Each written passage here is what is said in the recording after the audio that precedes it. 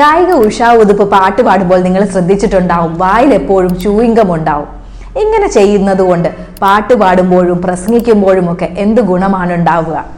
നമ്മൾ ശബ്ദമുണ്ടാക്കാൻ ഉപയോഗിക്കുന്ന vocal ഫോൾസിന് lubrication കിട്ടുമെന്നുള്ളതാണ് ഇതിന്റെ ഒരു പ്രധാനപ്പെട്ട ഗുണം.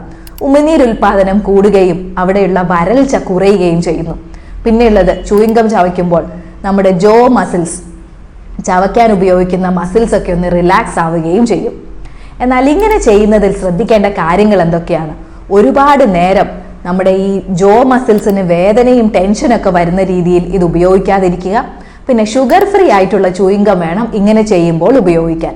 അത് മാത്രമല്ല, പാട്ട് പാടുന്നതിനോ അതല്ലെങ്കിൽ പ്രസംഗിക്കുന്നതിന് തൊട്ട് മുമ്പോ ഇത് ഉപയോഗിക്കാതിരിക്കാൻ ശ്രദ്ധിക്കുകയും ചെയ്യുക.